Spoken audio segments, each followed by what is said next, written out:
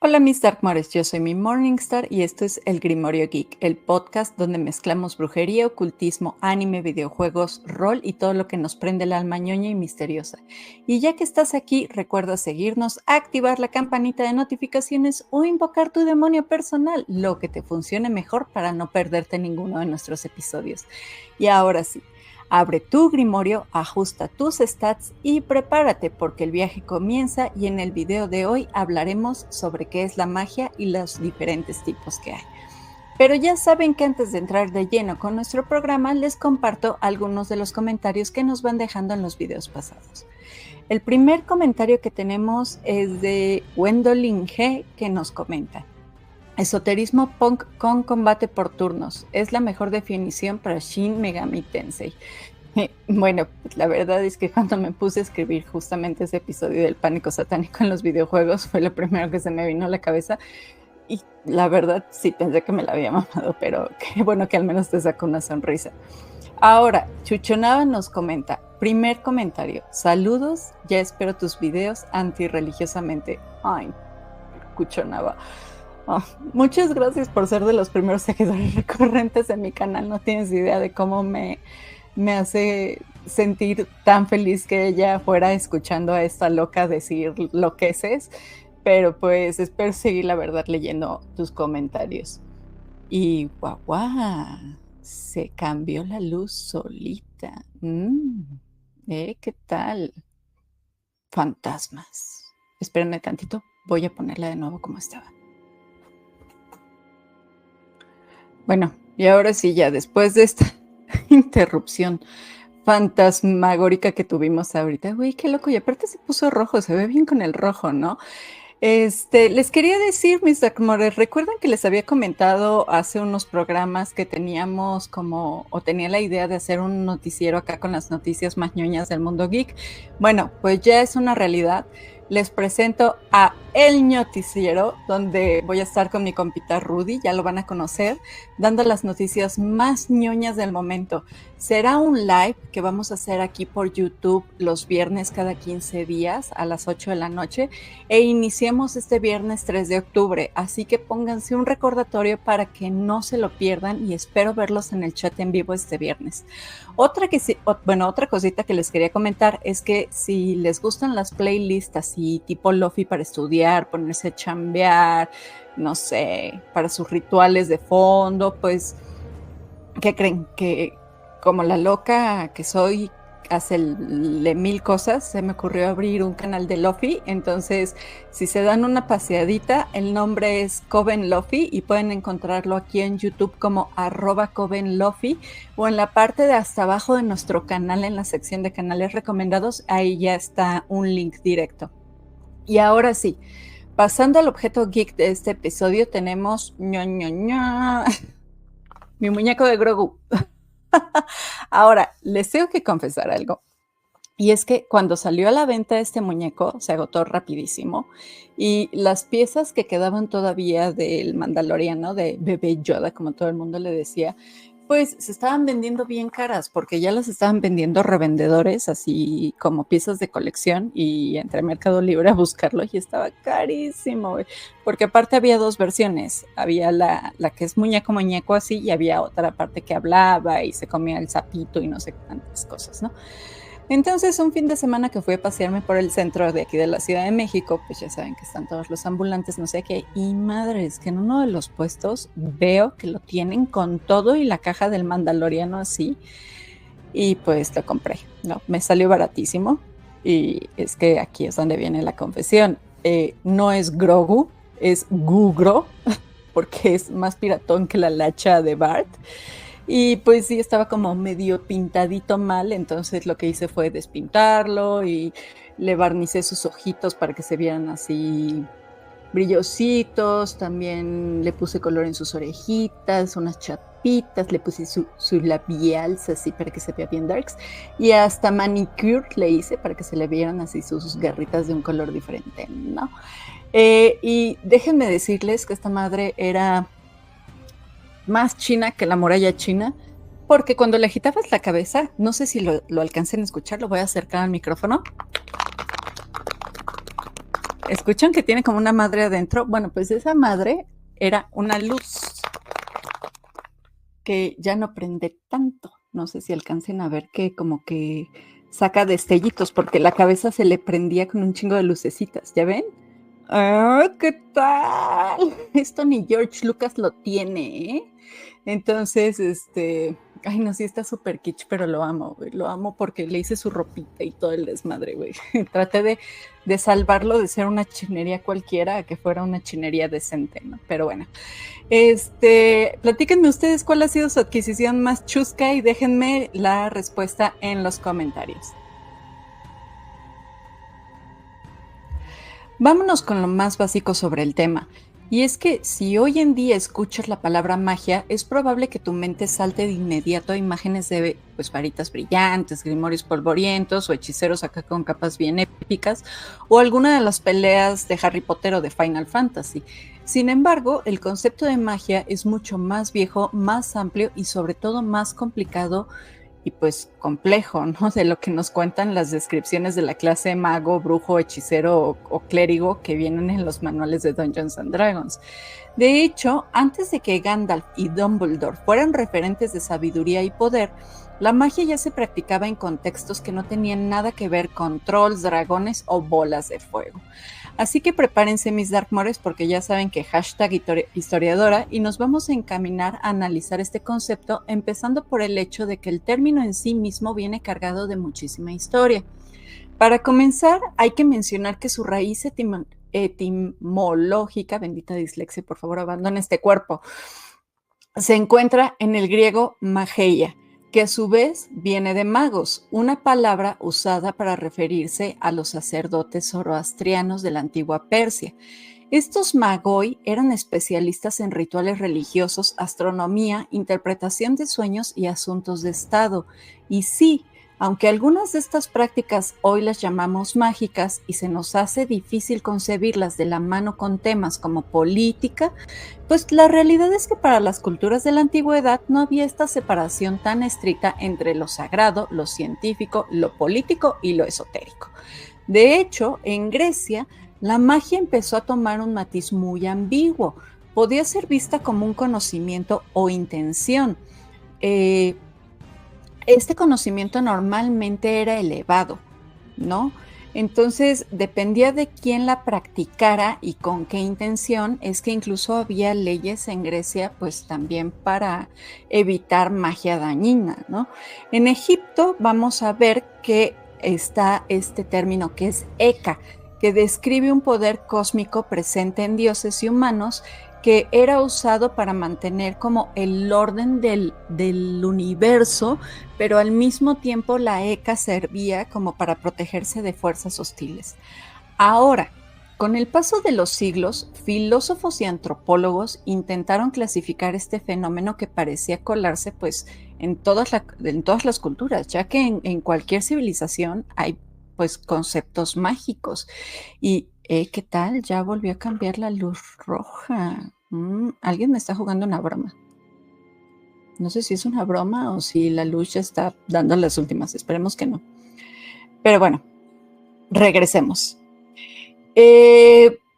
Uno de los personajes más influyentes que trataron de analizar este fenómeno del pensamiento mágico fue James George Frazer, quien a finales del siglo XIX publicó La Rama Dorada. Este libro, que hoy se lee tanto en aulas universitarias como en mesas de rol cuando alguien quiere inspirarse para crear pues, un personaje mágico coherente, propuso que la magia podía dividirse en dos grandes tipos, la magia simpática y la magia contagiosa. El primer tipo de magia, dígase la simpática, se basa en la idea de que lo semejante atrae lo semejante. Dígase, si quieres que algo ocurra, imita el resultado de lo que estás esperando. Por ejemplo, en la magia simpática, en este concepto de magia simpática, podemos encontrar a la figura de un chamán que podría estar bailando acá bien entrado para invocar la lluvia, y pues El resultado que le está esperando es que con esta danza que imita las gotas de la lluvia al caer al suelo, pues haya una tormenta, ¿no? Ahora, el segundo tipo de magia que identifica Fraser, que es la magia contagiosa, parte de la idea de que las cosas que han estado en contacto con alguien o con algo, mantiene una conexión invisible. Esto quiere decir que si tienes un mechón de pelo de alguien o una prenda que haya usado o incluso, no sé, un pedazo de la uña de su mano, pues puedes afectar a esa persona mágicamente, como cuando un personaje de videojuego pues crea un muñeco tipo vudú, por decirlo de alguna forma, que representa al enemigo para dañarlo a distancia. Y sí, Scream, te estamos viendo, no te hagas. Y es que la lógica de este fenómeno explica tanto el hecho de las maldiciones, por ejemplo, como de los encantamientos de protección que hay en muchas culturas tradicionales. Ahora, en el mundo agrícola, la magia simpática se manifestaba en rituales donde se enterraban figurillas de arcilla para sembrar y que trajeran como fertilidad a la tierra, o donde se recitaban como cantos específicos al plantar las semillas para asegurarse buenas cosechas. En la medicina popular se utiliza más la magia contagiosa, que está presente pues en la creación de amuletos con dientes de animales para protegerse de enfermedades, o cuando se colgaban, por ejemplo, objetos personales en los árboles, en ciertos árboles sagrados, pues para transferir un mal o una enfermedad a la naturaleza y que así se deshiciera, ¿no? Y pues Fraser veía estas prácticas como pasos previos a la religión y a la ciencia, algo así como un protoconocimiento que eventualmente evolucionaría, aunque hoy pues esa idea suena muy simplista y la verdad es bastante eurocentrista, sin decir clasista. Y es que aquí entra en juego una parte muy jugosa y también un poco incómoda, pero que tenemos que mencionar porque todo el mundo parece ignorarlo o no le presta atención o no lo quieren ver, y es la famosa división que hay entre magia blanca y magia negra. Y es que esta dicotomía que ahora usamos como si fuera algo muy natural, hasta el punto en el que incluso los videojuegos la ponen en sus menús de hechizos, no tiene nada de normal. Y es que estos conceptos se consolidan sobre todo en Europa medieval, impulsado por teólogos cristianos que querían diferenciar entre las prácticas que se consideraban aceptables, como las bendiciones, curaciones con oraciones o protecciones contra el mal, y las que se asociaban pues con el diablo o con fuerzas peligrosas, ¿no? Dígase pues las maldiciones, invocaciones y pactos. Y como pues todo buen lore oscuro, pues esta división no solo fue una herramienta teológica, sino que también fue una manera de establecer un control social. Y ustedes preguntarán, ay, mi Morningstar, pero ¿cómo es eso de ideología política con el concepto de magia blanca y magia negra? ¿No? Bueno, pues empecemos por esas mismas denominaciones. El objetivo blanco se aplica a lo que estaba alineado con el poder eclesiástico o con prácticas de la nobleza, mientras que negro quedaba para lo que era popular, rural o muy significativamente extranjero. Y la colonización con su evangelización llevó este prejuicio pues a otro nivel. Cuando los imperios europeos llegaron a África, Asia y aquí a América, por ejemplo, las prácticas espirituales y mágicas de los pueblos originarios fueron etiquetadas casi siempre como magia negra o hechicería, incluso si cumplían funciones similares a las bendiciones cristianas. El vudú, la religión yoruba, el candomblé, la brujería filipina y las religiones precolombinas fueron demonizadas, no solo por su carácter no cristiano, sino por una asociación racial y cultural que había en ese momento de colonización. O sea, en esta narrativa que les estoy diciendo, el apelativo negro no solo significaba que era algo peligroso, sino también se relacionaba a lo otro, a lo que era inferior, a lo salvaje, a lo incivilizado, etcétera, etcétera, etcétera, a lo que no es europeo, blanco y cristiano, punto final. Y así fue que los sistemas de creencias con bases mágicas pues quedaron atrapadas en una paleta de estos dos colores que reforzaban al final de cuentas jerarquías políticas, raciales y económicas. Ahora, si lo miramos desde la perspectiva de la cultura geek, este sesgo se cuela sin que nos demos cuenta. Piensa en la mayoría de los videojuegos de fantasía. Los magos blancos curan, protegen y lanzan hechizos puros de luz o lo que ustedes quieran. Mientras que los magos o los brujos negros pues destruyen, corrompen o manipulan fuerzas obscuras, ¿no? O sea, es un tropo tan extendido que casi nadie lo cuestiona y sin embargo, si aplicamos el análisis histórico, vemos pues que la verdad no hay nada inherente a estas categorías, ya que al final del día son construcciones culturales heredadas de siglos de propaganda religiosa y de, no lo sé, de pensamiento colonialista que tiene obviamente sesgos racistas y clasistas. Y si lo analizamos muy fríamente, en el mundo real, un ritual de magia negra podría ser simplemente una ceremonia de sanación pues de una aldea remota, ¿no? Mientras que un rito de magia blanca medieval podía incluso incluir exorcismos pues que son muy violentos, ¿no? Ahora, la moralidad de estos actos mágicos no estaba en realidad en la técnica en la que usaran, sino en quién narró esta historia y quién la catalogó. Así que, como podemos ver en este brevísimo análisis de la magia, pues como tal, su historia y sus conceptos no son una línea recta que va de la superstición primitiva a la fantasía de un manual de D&D, sino que es un mapa pues que tiene muchas bifurcaciones, que también es una historia que está muy llena de choques culturales y de resignificaciones, en donde lo que vemos no solo es un registro de prácticas, sino también un reflejo de quién tiene el poder para decidir esencialmente qué es magia legítima y qué es magia prohibida, así de sencillo. Y en este sentido, entender la historia de cómo leer el trasfondo de qué es la magia y cómo se divide, pues es muy similar a hacer, no sé, el trasfondo de una campaña de rol. Vamos, pues no puedes comprender las motivaciones del significado real de la magia o de los personajes, siguiendo el ejemplo de la campaña de rol, si no sabes quién está escribiendo las reglas del juego y quién impone, pues, esos conceptos.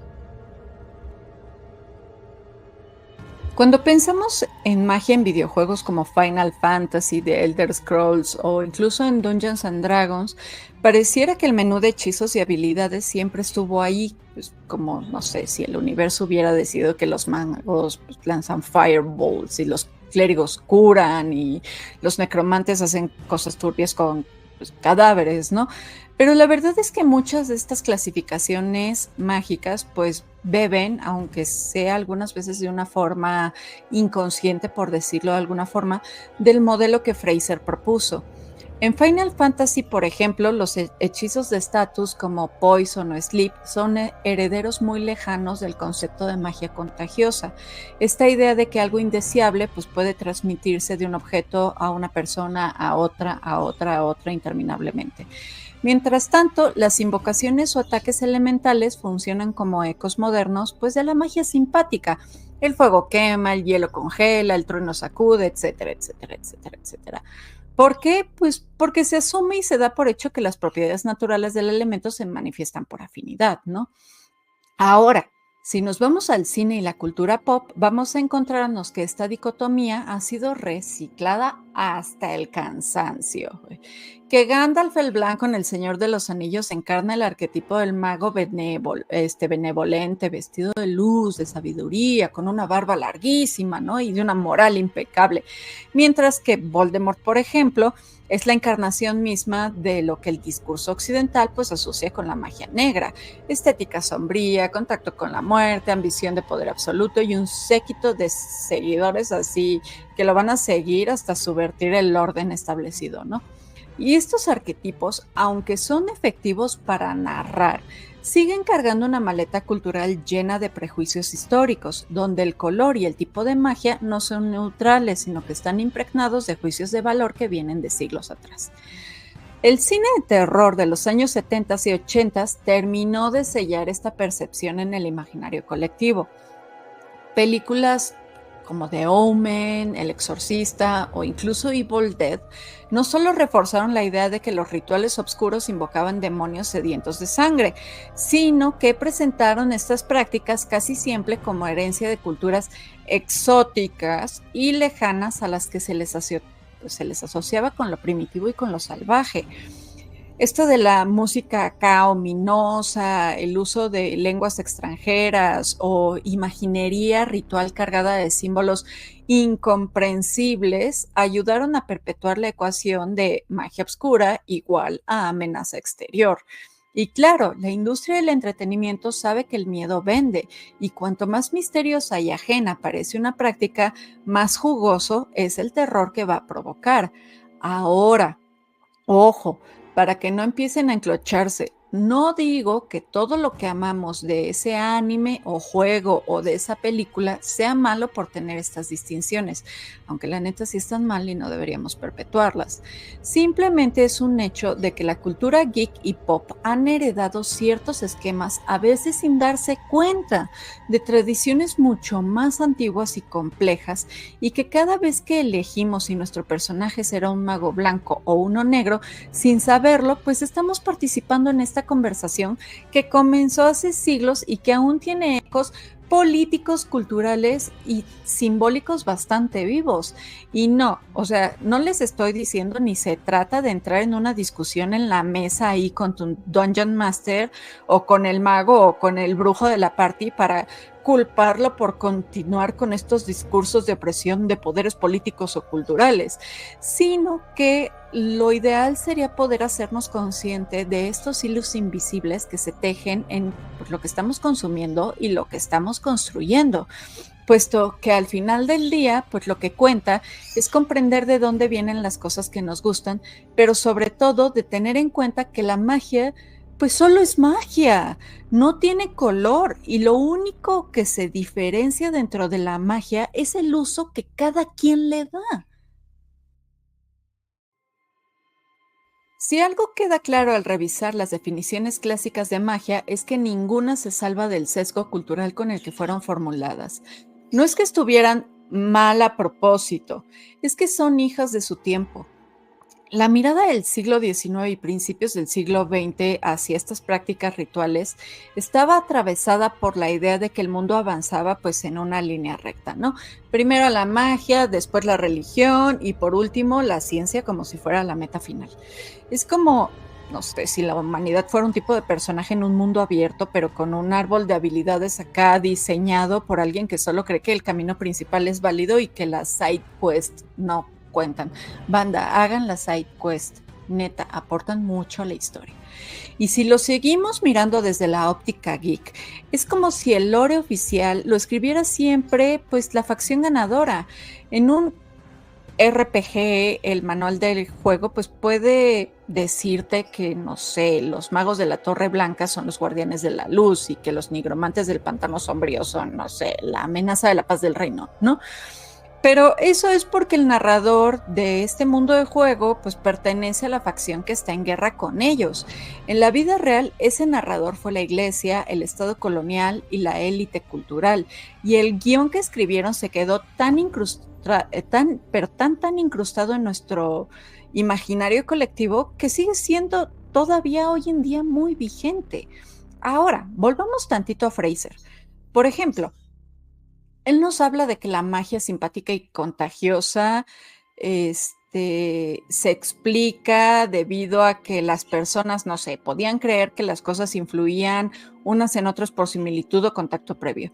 Y sí, es un marco útil para explicar desde por qué un Harry Potter, no sé, necesito un mechón de cabello para la poción multijugos, hasta por qué en The Witcher ciertas maldiciones pues se transmiten a través de un objeto, ¿no? Pero el problema aparece cuando esa clasificación se toma como algo universal y no como lo que realmente es, una lectura occidental y eurocentrista de patrones simbólicos que otras culturas pues pueden entender de maneras muy distintas, ¿no? Ahora, tenemos a otro antropólogo, que es Malinowski, que por su parte trató de aterrizar la magia en su utilidad social como un sistema de creencias que sirve para manejar la incertidumbre en situaciones donde el control humano es limitado. Y si lo pensamos, pues es bastante lógico, la neta. Incluso en nuestros días, si un gamer supersticioso puede usar siempre el mismo dado de la suerte o, no sé, hacer un gesto con la mano encima de sus cartas antes de empezar a jugar Magic, ¿no? Pero otra vez, su explicación parte de la idea de que la magia es una respuesta supersticiosa y por ende es menos avanzada que la técnica o la ciencia. Otra cuestión que salta al analizar críticamente este tema es que estas definiciones cerradas suelen dejar fuera el papel del individuo como creador y adaptador de la magia. Muchas corrientes contemporáneas de la senda de mano izquierda, por ejemplo, no dependen de dogmas rígidos, sino de sistemas más personales y experimentales de los rituales. Es un poco como el homebrew en los juegos de rol, que tú adaptas las reglas e inventas otras y pruebas que funciona para ti y pues para tu party y tu mesa, ¿no? Y siguiendo esta línea de la reapropiación de la magia, en las últimas décadas hemos visto movimientos que buscan resignificar o desmontar esta dicotomía. Comunidades mágicas modernas, desde practicantes de neopaganismos hasta, no sé, magos caóticos y colectivos afrodiaspóricos, pues se han cuestionado esta carga racista y colonial de la etiqueta de magia negra, y en muchos casos incluso la han reapropiado con orgullo. Y esto se debe también a que en gran medida, pues el discurso contracultural de los años 60, como la influencia del punk, el cyberpunk y el pues, ocultismo también postmoderno, han jugado un papel clave en esta relectura, haciendo que las reglas pues, de Fraser y Malinowski empiecen a parecerse más a mecánicas de juego que ya no abarcan la expansión completa. Y es que efectivamente fueron útiles en algún momento de la historia para entender las bases de estos conceptos, pero son sesgados e insuficientes para jugar la campaña entera.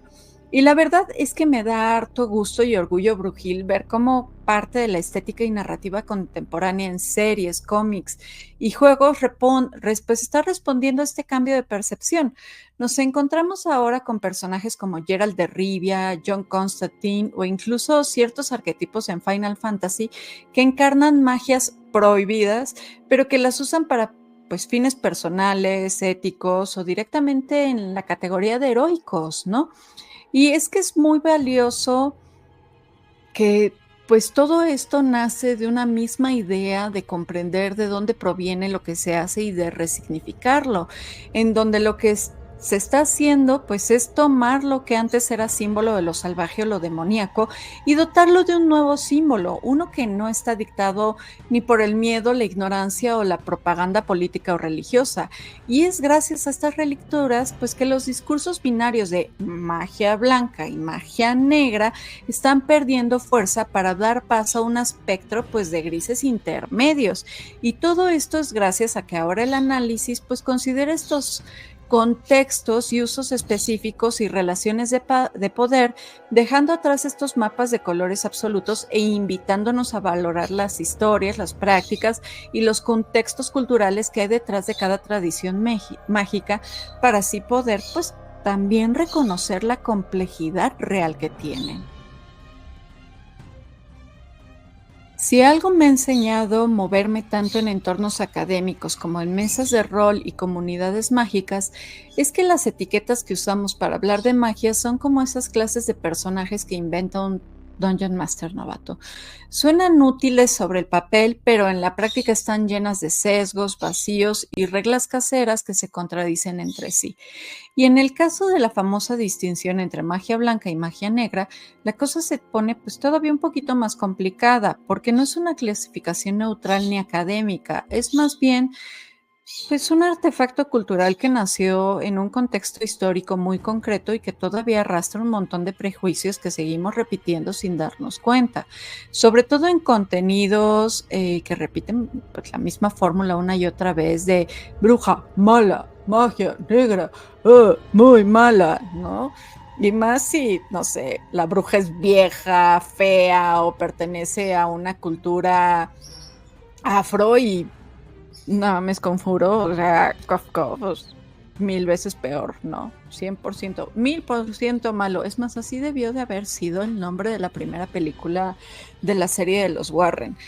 El Conjuro 1, 100% malo, ¿no? O ese tipo de cosas. En lugar de sus títulos ahí todos rebuscados. Yo he estado en rituales, tanto como oficiante, como practicante y como observadora. En los que pues las prácticas han ido desde el uso de tambores hasta la invocación de ancestros y han sido etiquetadas como magia negra solo porque no encajan en el molde pues occidental cristiano de lo aceptable. Recuerdo particularmente ahorita 2 ocasiones en específicos en lo que el límite de lo aceptable tocó mi vida. La primera fue una pues experiencia en un foro de una comunidad pagana, que ahí se me tachó de no ser suficientemente pagana por practicar satanismo ateísta, por ejemplo, y que esas prácticas solo eran de demon shed y no vibraban alto y todo ese tipo de mamadas. Y ahí fue cuando dije, estos Tuluminatis Whitexicans no entienden lo que es realmente paganismos o neopaganismos, ¿no? Esa fue como muy personal, en donde noté clarísima esta distinción de magia buena, blanco, vibrar siempre alto, magia blanca, lo que tú practicas porque es tabú a nivel social, ¿no?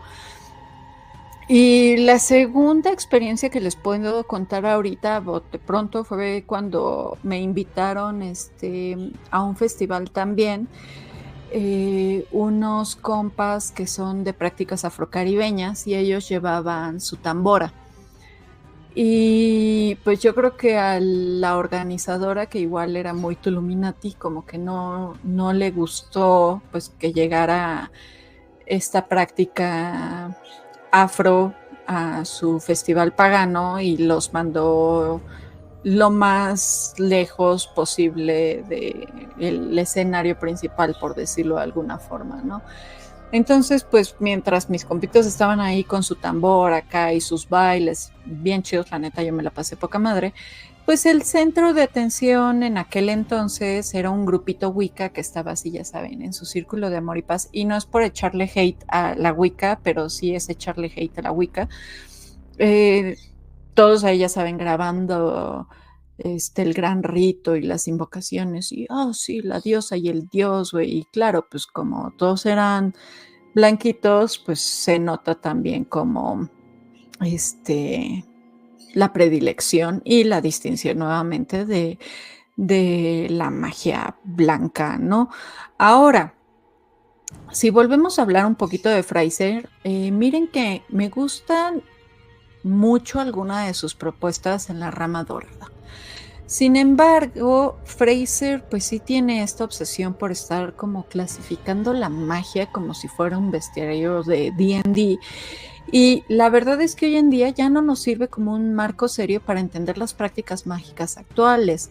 Su modelo de ley de semejanza y ley de contacto fue útil en aquel momento para sentar ciertas bases antropológicas, pero su visión evolucionista en el que la magia es esta etapa inferior, ¿no? Y que debía superarse con la religión y luego la religión con la ciencia, no sé, güey, es como esos manuales de reglas viejos que incluyen, no sé, penalizadores arbitrarios por raza o género y que pues hay que leerlo con mucho cuidado, ya que al final de cuentas sus teorías pues se plantean, como les he comentado a lo largo de todo este video, desde una mirada muy eurocentrista y muy clasista. Ahora, Lo curioso es que la cultura geek ha tenido un papel ambivalente en este asunto.